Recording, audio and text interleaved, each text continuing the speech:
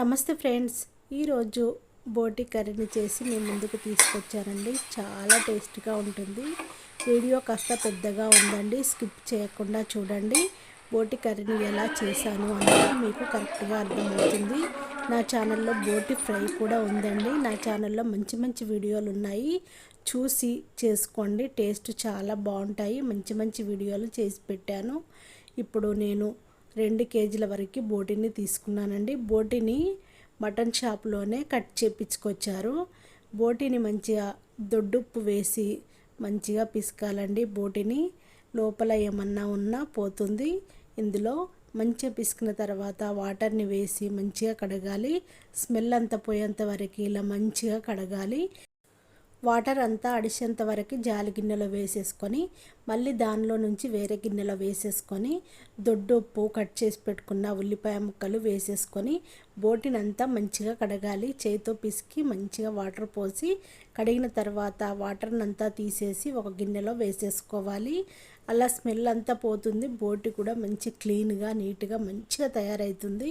ఇలా గిన్నెలో వేసేసుకొని ఒక 2 గ్లాసుల వరకు బోటిలో వాటర్ని పోసేయాలి.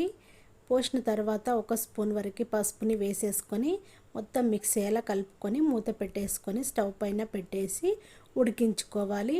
మీరు కుక్కర్లోనైనా ఉడికించవచ్చు. బోటి ఫ్రెష్గా ఉంది కాబట్టి నేను గిన్నెలో వేసి ఉడికించాను. చూడండి, ఇలా మంచిగా ఉడికిన తర్వాత దీని పేరు ఏమంటారో తెలియదు. ఇది గుర్తొచ్చింది, బొంత అంటారండి. మా నాన్న బొంత అనేవాడు. ఇలా బొంత దాన్ని ఇలా మనము మంచిగా ఉడుకుతుంది కాబట్టి పైన అంతా ఇలా ఇష్టం లేకపోతే మనం దీన్ని తీసేయచ్చండి. నేను తీస్తున్నాను చూడండి. ఇలా తీసేయాలి. తీసేస్తే నీట్గా తయారవుతుంది. ఒకవేళ వేస్ట్ అవుతుంది, బోటి అంతా వేస్ట్గా పడేయడం ఎందుకు అని అనుకుంటే మనం మంచిగా కడిగాం కాబట్టి అలాగే డైరెక్ట్గా వండేసుకోవచ్చు. చూడండి, మసాలాలన్నీ చూపిస్తున్నాను. దాల్చిన చెక్క, బిర్యానీ ఆకు, నల్ల యాలకులు, జాజికాయ, జాపత్రి, సాజీరా, మరాఠీ మొగ్గ, లవంగ, ఇలాచి, మిరియాలు అన్నిటినీ మసాలాలను తీసుకోవాలి. ఇంకా మిగతా మసాలా కూడా చూపిస్తాను ఫ్రై చేసేటప్పుడు. ఇప్పుడు స్టవ్ పైన ప్యాన్ పెట్టేసుకోవాలి. మనం కట్ చేసి పెట్టుకున్న కొబ్బరి ముక్కలను వేసేసుకోవాలి. కొబ్బరి ముక్కలు కాస్త ఫ్రై అయిన తర్వాత 1 స్పూన్ వరకు ఆయిల్ వేసేసుకొని మళ్ళీ కాసేపు కొబ్బరి ముక్కలను ఫ్రై చేసుకోవాలి ఆయిల్లో. ఇప్పుడు స్టవ్ ఆఫ్ చేసుకొని 2 స్పూన్ల వరకు ధనియాలను వేసేసుకోవాలి.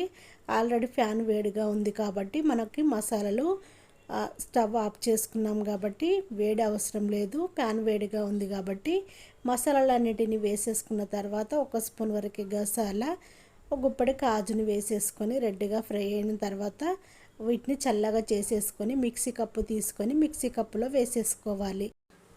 2 టమాటాలను తీసుకొని చిన్న ముక్కలుగా కట్ చేసుకొని మూత పెట్టేసుకొని మిక్సీ పట్టుకోవాలి.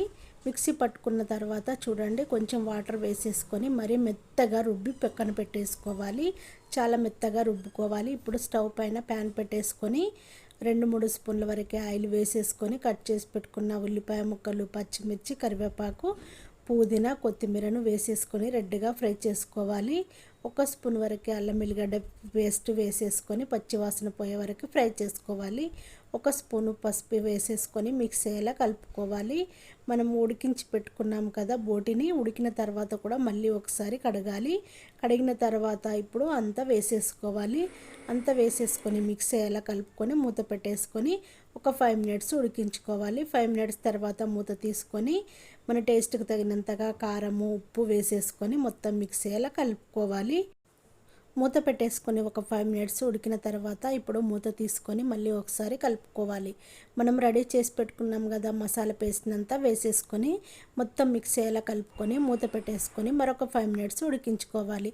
5 మినిట్స్ తర్వాత మూత తీసుకొని మనము కాస్త చింతపండు పులుసుని వేసేసుకోవాలి.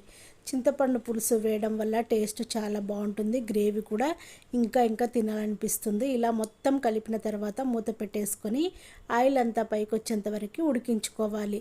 ఆయిల్ పైకి వచ్చింది కదా, ఇప్పుడు కొత్తిమీర కట్ చేసి వేసేసుకోవాలి. నేను చేసిన ఈ వీడియో నచ్చినట్టయితే వెంటనే షేర్ చేయండి. నా ఛానల్ని సబ్స్క్రైబ్ చేసుకోండి. బెల్ సింబల్ వస్తుంది, దానిపైన క్లిక్ చేస్తే ఆల్ అనే ఆప్షన్ వస్తుంది. ఇంకా లేట్ ఎందుకండి, వెంటనే